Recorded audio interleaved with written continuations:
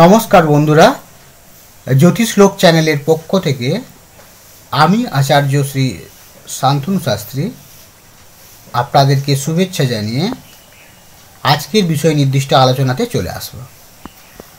আপনারা ভিডিওটি শেষ পর্যন্ত দেখবেন, ভালো লাগলে চ্যানেলটি সাবস্ক্রাইব করবেন, ভিডিওটি শেয়ার করবেন এবং বেল বাটন প্রেস করবেন ভবিষ্যতে নতুন নতুন ভিডিওর নোটিফিকেশন পাওয়ার জন্য। এবং কমেন্ট বক্সে আপনাদের মূল্যবান মন্তব্য রাখবেন। আপনাদের মন্তব্য আমাকে এগিয়ে যেতে উদ্বুদ্ধ করবে এবং আমাকে সমৃদ্ধ করবে। তো চলে আসুন, আজকের আমাদের আলোচনাতে আমরা চোখ রাখি। আজকের আমাদের আলোচনা তৃতীয় ভাব নিয়ে। তৃতীয় ভাবকে আমরা সহজ ভাব বা ভাদ্রিভাবও বলি। তৃতীয় ভাবের সঙ্গে যখন ষষ্ঠ ভাবের কানেকশন তৈরি হয় তখন ভাদ্রি বিরোধ দেখা যায়, কারণ ষষ্ঠ ভাবটা একটা শত্রু ভাব, তৃতীয় ভাবটা হচ্ছে ভাতৃভাব। সেই হিসেবে তৃতীয় ভাবের সঙ্গে ষষ্ঠ ভাবের যখন একটা সম্পর্ক তৈরি হচ্ছে তখন ভাতৃ বিরোধ লক্ষ্য করা যায়। তৃতীয় ভাবের সঙ্গে অষ্টম ভাব বা তৃতীয় ভাবের সঙ্গে দ্বাদশ ভাবের যখন যোগ তৈরি হয় বা সংযোগ তৈরি হয় তখন কিন্তু ভাতৃহানি মতো অবস্থা তৈরি হয়। অষ্টম ভাব বিপত্তির ভাব আর দ্বাদশ ভাব হচ্ছে ক্ষতির ভাব। এবার আমরা কারক গ্রহে চলে আসবো। কারক গ্রহ হিসাবে আমরা মঙ্গলকে আমরা পাচ্ছি পার্টিকুলার এই ক্ষেত্রটিতে। তো আমরা যে চারটি ওখানে দিয়েছি, আমরা সেখানে লগ্ন সাপেক্ষে যে তৃতীয় ভাব সেটি মিথুন রাশি আমরা দেখিয়েছি। আলোচনা করার জন্যই আমরা চারটি তৈরি করেছি। তা সেখানে তৃতীয় ভাব মিথুন রাশিতে বলেছে। সেক্ষেত্রে আমরা যখন ভাইয়ের সঙ্গে সম্পর্ক কেমন হবে তার বিচার করব, তখন কিন্তু দেখব আমরা যে তৃতীয় ভাব মানে মিথুন রাশি, তার যে অধিপতি বুধ, তার সাথে কোন কোন ভাবের কানেকশন তৈরি হয়েছে এবং তৃতীয় ভাবে কোন প্ল্যানেট বসে আছে, সেই প্ল্যানেটের উপর কোন গ্রহের দৃষ্টি পড়েছে, সে কোন ভাবের অধিপতি। এইভাবেই কিন্তু আমরা একটা সিদ্ধান্তে পৌঁছবো যে ভাইয়ের সঙ্গে জাতকের সম্পর্ক কেমন হবে, জাতকের সঙ্গে ভাইয়ের সম্পর্ক কেমন হওয়া উচিত, এই ধারণা আমরা এখান থেকে পাব।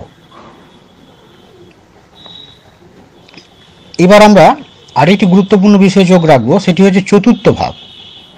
চতুর্থ ভাব কিন্তু এখানে একটা ভাইটাল ব্যাপার। আমরা যে কানেকশনগুলি দিয়েছি ওখানে, সেখানে নিচের দিকে আমরা দেখতে পাবো যে চারটি আমরা দিয়েছি, তার ঠিক শেষের দিকে যদি লক্ষ্য করি সেখানে আমরা দেখতে পাচ্ছি যে ভাতৃ বিরোধের ক্ষেত্রে একটা সম্পত্তি নিয়ে বিবাদের একটা আমরা সংযোগ দেখিয়েছি, যেখানে লগ্ন ভাব মানে 1 নম্বর ভাব 1, 3, 4, 8 এই চারটি ভাবের মধ্যে যখন কানেকশন তৈরি হচ্ছে তখন কিন্তু ভাই বোনের সঙ্গে সম্পত্তি নিয়ে একটা বিবাদ তৈরি হওয়ার মতো অবস্থা তৈরি হবে।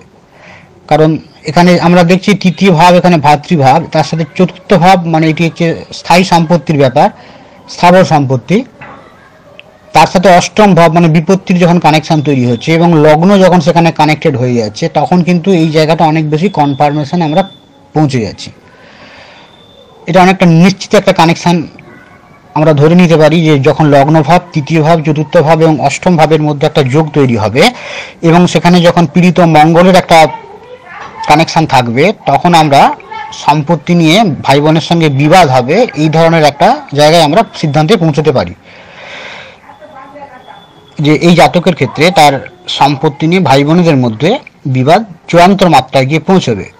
যদি দেখা যায় যে তৃতীয় ভাব সাপেক্ষে আমরা লগ্ন ভাব, তৃতীয় ভাব তো থাকছি, চতুর্থ ভাব এবং দ্বাদশ ভাবের একটা কানেকশন তৈরি হয়েছে এবং সেখানে মঙ্গল এবং বুধের, পীড়িত মঙ্গল বুধের একটা কানেকশন তৈরি হয়, সেখানে কিন্তু আমরা দেখব যে ভাই বোনের সঙ্গে সম্পত্তি ভাগাভাগি হবে তাদের মধ্যে। প্রথমে বিবাদ হচ্ছে যেখানে মঙ্গল, পীড়িত মঙ্গলের কানেকশন থাকছে 1, 3, 4, 8 সাথে। তার পরবর্তী ক্ষেত্রে যদি আমরা দেখি যে 1, 3, 4, 12 কানেকশনের সাথে যদি দেখা যায় যে সেখানে মঙ্গল বুধের একটা কানেকশন তৈরি হয়েছে, অশুভ মঙ্গল বুধের, তখন কিন্তু সম্পত্তি ভাগাভাগি হবে তাদের মধ্যে, এই সিদ্ধান্তে আমরা পৌঁছব।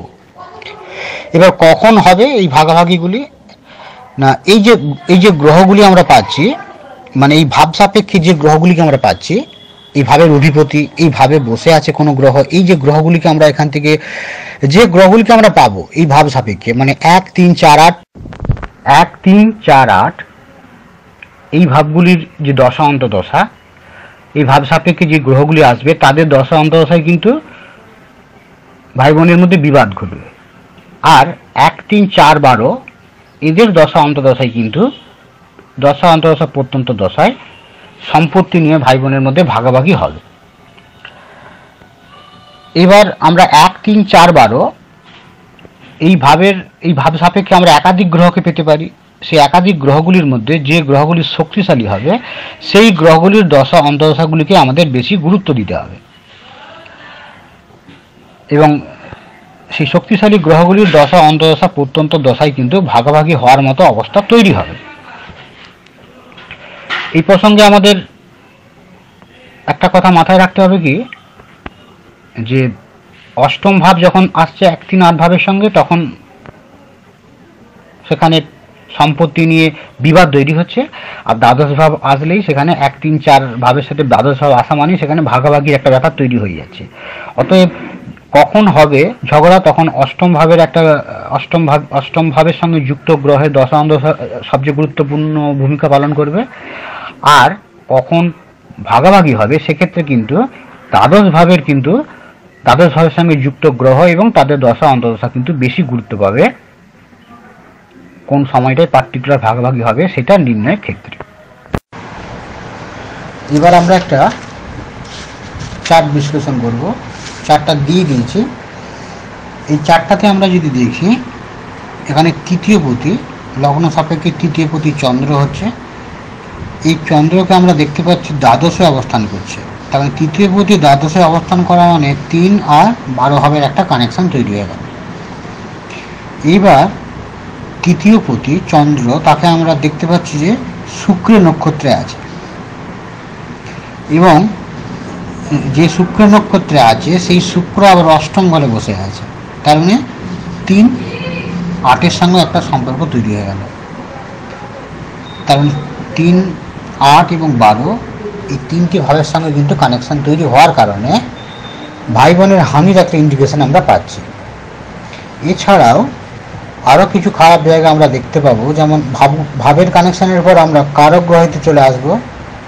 এই তৃতীয় ভাবের যে কারক গ্রহ হচ্ছে মঙ্গল, ভাই বোনের কারক গ্রহ হচ্ছে মঙ্গল। এই মঙ্গলকে আমরা দেখতে পাচ্ছি কেতুর সঙ্গে বসে আছে, ষষ্ঠভাবে বসে আছে। কেতুর সঙ্গে বসে থাকাও খারাপ, ষষ্ঠভাবে মঙ্গলের অবস্থানও কিন্তু এই ভাই বোনের দিক থেকে ষষ্ঠভাবে বসে থাকার কারণে এবং কেতুর সঙ্গে বসে থাকার কারণে এটাও কিন্তু একটা খারাপ অবস্থা তৈরি করবে। তাহলে এতগুলো খারাপ অবস্থার পরেও কিন্তু আমরা এখানে দেখতে পাচ্ছি এই জাতকের ক্ষেত্রে, এই জাতিকার ক্ষেত্রে 6 জন হচ্ছে ভাই বোন ছিল।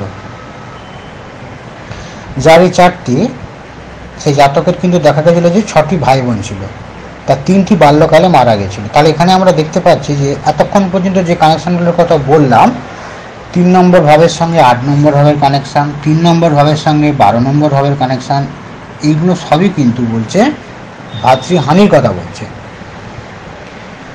তো স্বভাবতই ভাতৃহানির কানেকশানটা আমরা পেয়েছি, কিন্তু এতগুলো সন্তান যে হলো তার পেছনে কী কারণ আছে? এবং ভাতৃহানির ক্ষেত্রে আরও একটা ব্যাপার, যে কারক গ্রহ মঙ্গল সেও দুস্থানে বসে আছে এবং কেতুর সাথে বসে আছে, এটা একটা খারাপ অবস্থা। তাহলে এমন কি কানেকশান আছে যেটার জন্য তার এতগুলো ভাই বোন ছিল? না, বৃহস্পতি কিন্তু এখানে, বৃহস্পতির দৃষ্টি মঙ্গলের উপর পড়েছে। তাহলে বৃহস্পতি মঙ্গল অ্যাকচুয়ালি ভাই বোনের যে কারক গ্রহ, তৃতীয় ভাবের কারক গ্রহ, তার দৃষ্টি তার উপর বৃহস্পতির দৃষ্টি পড়ার কারণে কিন্তু একাধিক ভাই বোন জন্ম দিয়েছিল। কিছু রক্ষা পাবে, কিছু নষ্ট হয়ে যাবে, কারণ নষ্ট হওয়ার যোগ এখানে আছে। সেই জন্যই কিন্তু আমরা এখানে দেখলাম যে তার একাধিক ভাই বোন হওয়ার পরেও তার কিন্তু অনেকগুলি ভাই বোন নষ্ট হয়ে গেল।